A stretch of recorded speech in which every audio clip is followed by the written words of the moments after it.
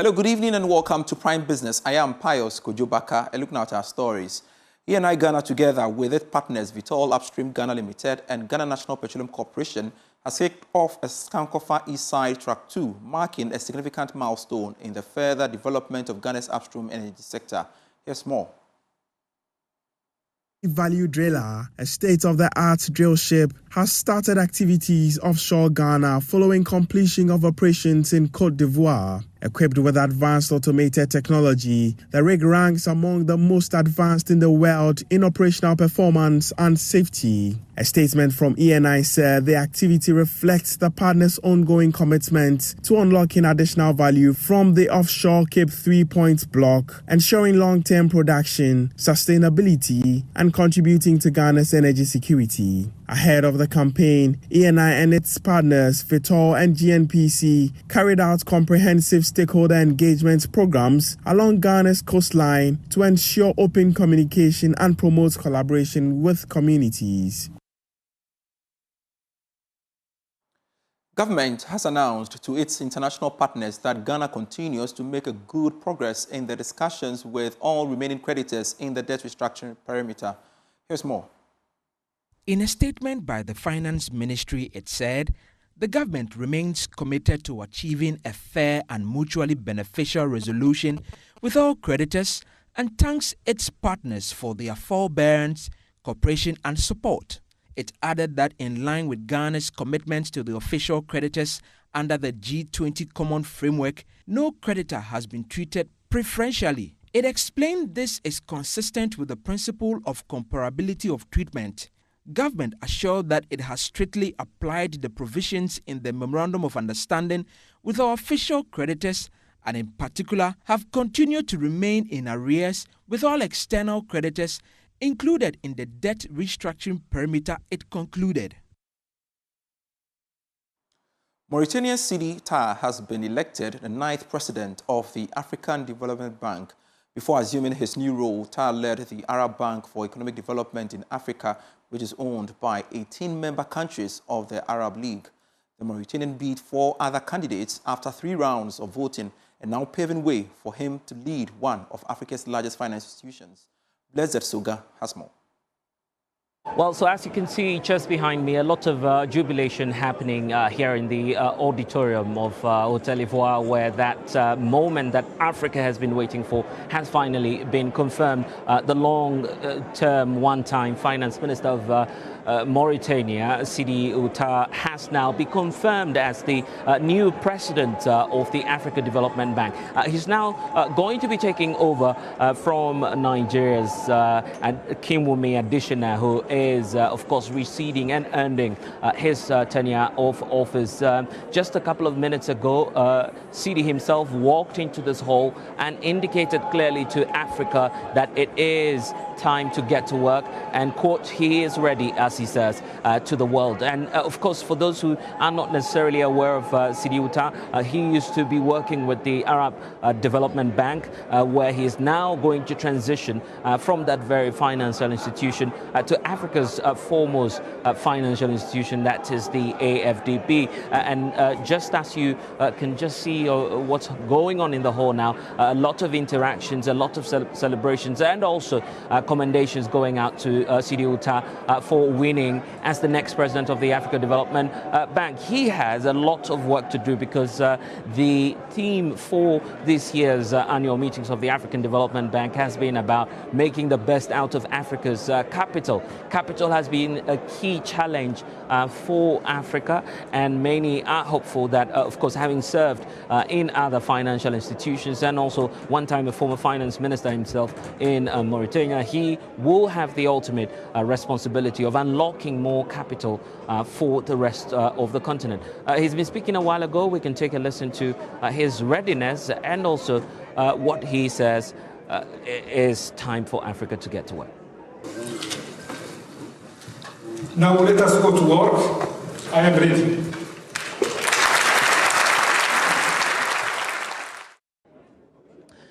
And And just as I was indicating a couple of minutes ago, we saw Sidi arrive in this very hall and making that statement. But beyond that, there's a lot of work that faces him. The need to, of course, work with all of the African governments and central banks to try and, as much as possible, to work closely in pushing the developmental agenda.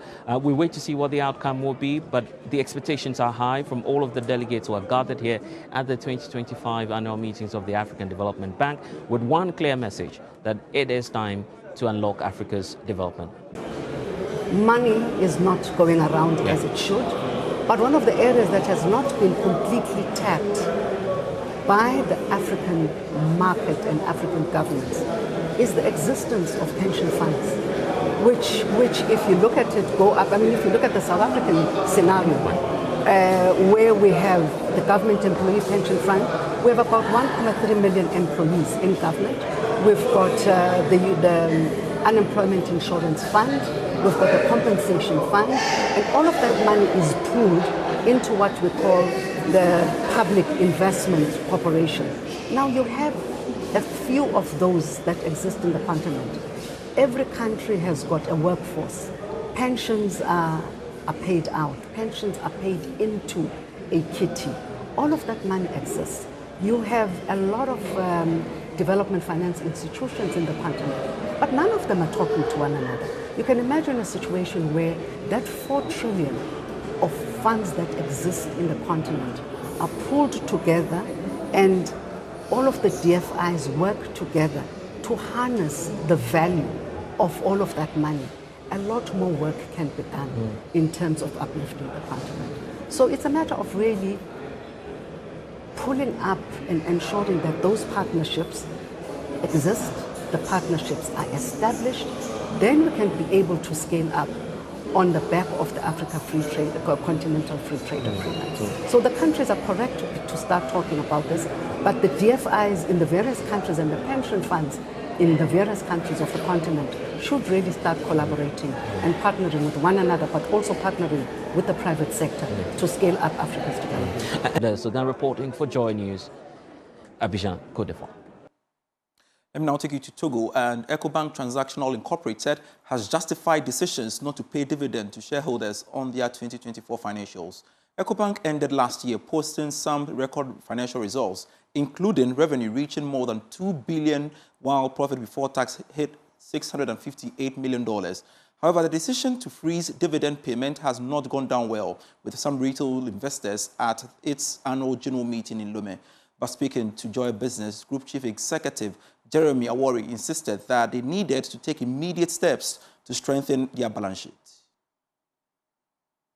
Thing is that we did pay dividends in 2022 and 2023, right? So sometimes I think it's misunderstood that we haven't been paying dividends. There have been a lot of regulatory developments, market developments that we've seen over the course of the last year, including requirements by a number of countries to increase the capital levels within those countries.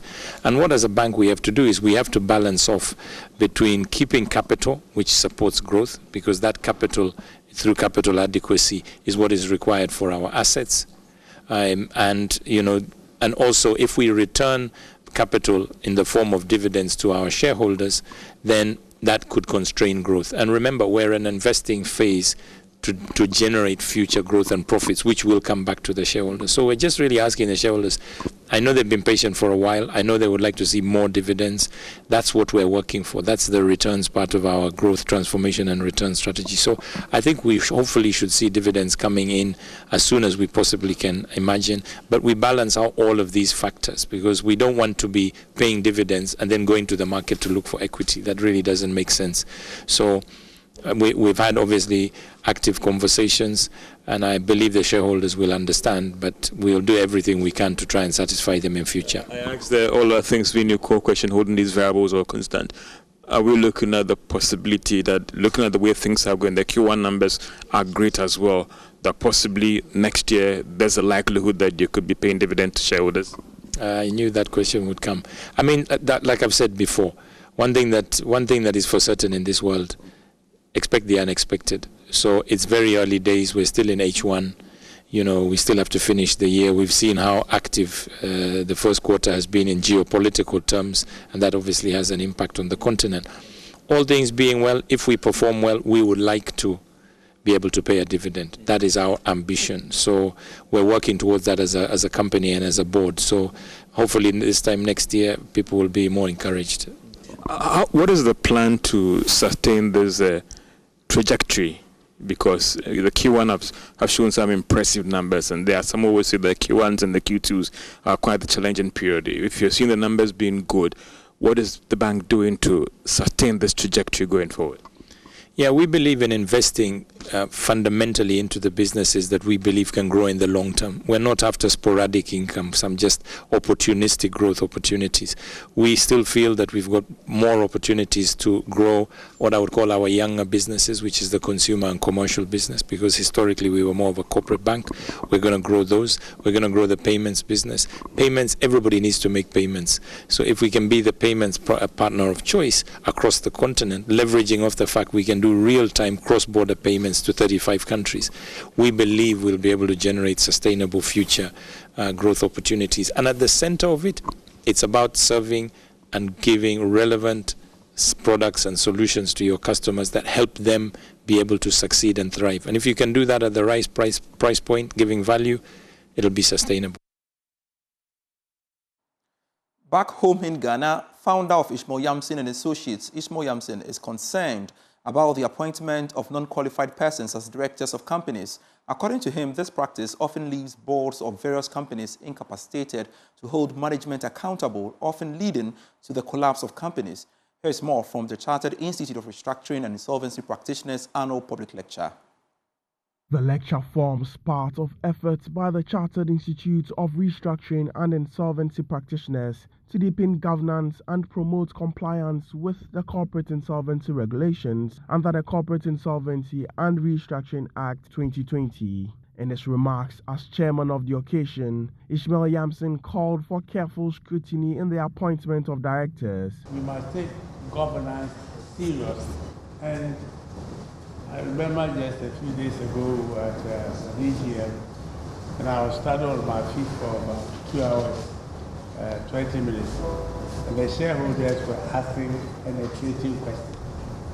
They will hold your boss accountable. There are many of us who take board appointment because we think it's an honor. And we are very happy to be saying, we have a board member against a board member. Now I've interviewed many people who want to be board members who have no clue about the duties of even of a director. So our boss must be held accountable. So apart from your executive leadership, make sure that you have the right people on your board. Felix Addo, president of the Chartered Institute of Restructuring and Insolvency Practitioners, bemoaned the culture of appointing family and friends as directors in the SME space. He described the trend as worrying and about the husband, the wife being the board directors, and then the daughter being the treasurer, and probably the son being the company secretary. That was then. Now, as a company secretary, the law requires you to have particular education, training, and the law lists very specific requirements as to what a company secretary does. Okay, so it can't be just your daughter or your son or a friend who you enter as a company secretary. No, because the company secretary is the basis, is the gatekeeper of good governance for the company. Regulations on insolvency from the Corporate Insolvency and Restructuring Act are expected to come into effect in the next 20 days after it was laid before Parliament this week. The lecture was held on the theme Unlocking Business Resilience, How CIRA Empowers Companies to Recover from Distress and Thrive. And to some other business news, the Accra branch of the Ghana National Chamber of Commerce and Industries Women and Youth Wing has organized a one-day business clinic for its members, focusing on the importance of digital growth and financial intelligence. The event is aimed at equipping business owners with knowledge and skills necessary to thrive in today's digital economy. More in this report. The Accra branch of the Ghana National Chamber of Commerce and Industries Women and Youth Wing initiative demonstrates their commitment to supporting the growth and development of businesses in the region. By providing members with access to relevant training and resources, the Chamber is helping to foster a more informed and competitive business community. Speaking to Joy Business on the sidelines of the one-day business clinic for its members, First Vice President of the Chamber, Dr. Mrs. Emilia Isiakwa, highlighted the importance of investing in the knowledge and skills of business owners in order to position themselves for success to drive economic growth in Ghana. We have women, we have youth. And so what we're doing is that we now have to identify the challenges that they are having as women, as youth.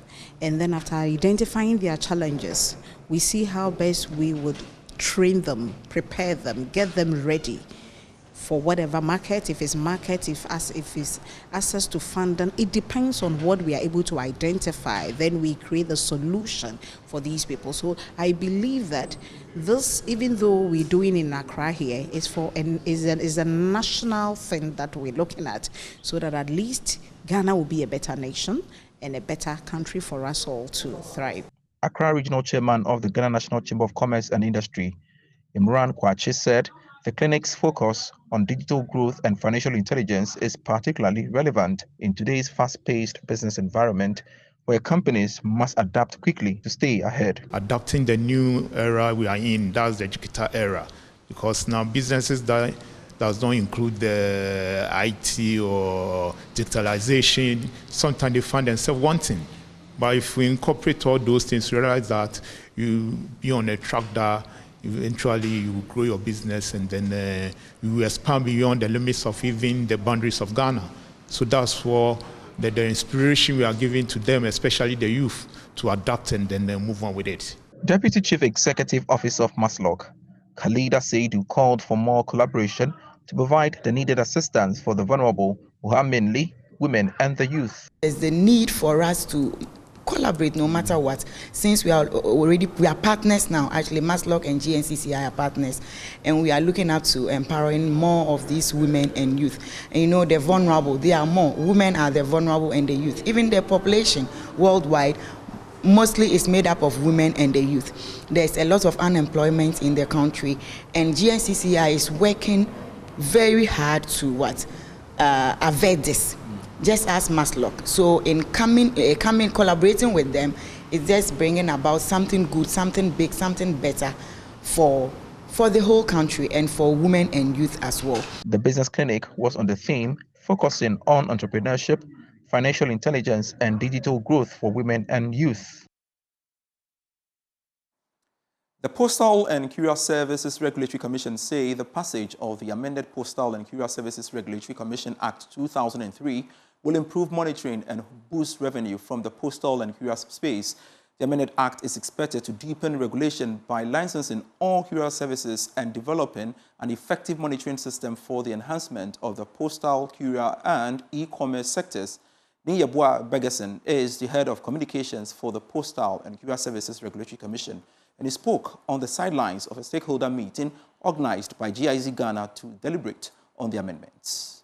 The meeting gathered players in the coastal and courier space, as well as other relevant agencies such as the Ghana Revenue Authority and Narcotics Control Commission. The amended Postal and Courier Services Regulatory Commission Act is expected to deepen regulation by licensing courier services, enhancing compliance, and improving service delivery. Niyabwa Bergeson is the head of communications for the Postal and Courier Services Regulatory Commission. Not only are we going to know who are doing the service, we are also going to know the kind of specialties that they have in there, right?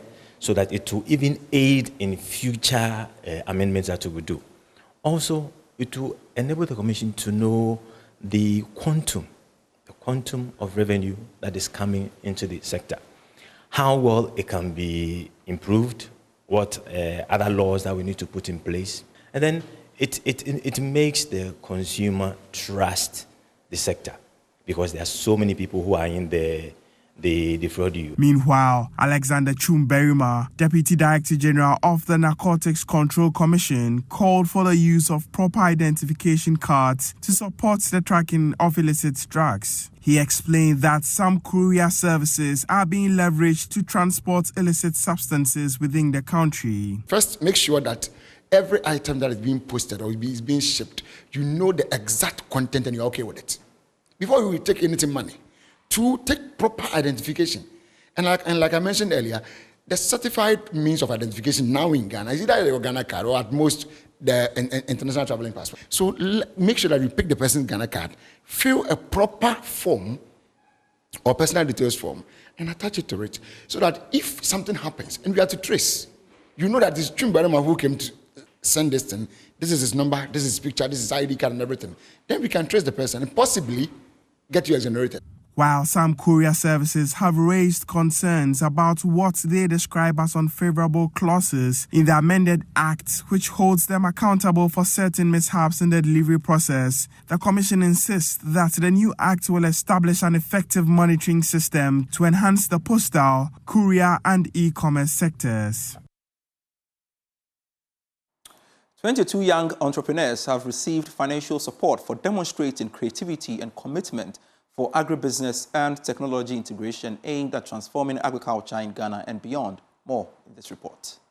In the 9th edition of the Cosmos Innovation Center Agritech Challenge Pro in Kumasi, 44 entrepreneurial teams pitched business models to a panel of ideation team members. The ideas range from food innovation, nutrition and food security, climate technology, circular economies, climate action, as well as agri-technology to add value from production, post-harvest, processing, marketing and distribution. Executive Director of KIC, Benjamin John Kessie, explains that the challenge will empower youth entrepreneurs and catalyze sustainable growth in the agribusiness sector in Ghana. After vigorous evaluation, 22 teams who stood tall received KIC funding support to progress onto the KIC Business Incubation Program. Benjamin Kessie disclosed the feasibility checks, investor readiness checklist, and business validation carried in the assessment of business models will ensure that the young business stay afloat. As part of the program, once we invest in you, you join what we call the incubation program. This is where you get into a nest where with all our university partners and also at our HQ in Accra, we keep them in the same space and continue to support them. So even in terms of funding and releasing of tranches of funds, it is all based on certain KPIs that the company at that time would set with their various supervisors, the program officers, the incubation manager and portfolio managers. And then we track all of these KPIs before even a single CD is sent to them to do an activity. So they will continue to get capacity building, mentorship, and their business will continue to receive polishing as they go through this process. With KIC and the MasterCard Foundation partnership, this is actually geared towards creating more employment for the youth and also giving them hope and letting them understand that they can also do something more meaningful, dignified and fulfilling. The top winners for the challenge are, however, excited for the support, explaining that it will aid them in their intention of developing the agricultural landscape and creating employment. We are very grateful for the journey so far and KIC funding. This will go a very long way in supporting our business to realize that we really want to impact a lot of smallholder tomato farmers and also produce very quality, nutritious, and low calories and low sugar content wise to fill the market. You realize that most Ghanaian wine is the production of lubricant, industrial lubricant from casting shells, and the expectation is that we should be able to produce in bigger barrels going forward, and also we should be able to produce. We should be able to do down the importation that we import from other countries. And with this fund, we will be able to take more impact in our community and scale our business from where we are right now to where we are thinking about in the next 2 years. For Joy News, my name is Clinton Yabwa. And that's it for Prime Business. I am Pius Kojobaka. We have more for you when you log on to myjoyonline.com/business. Always a delight serving you.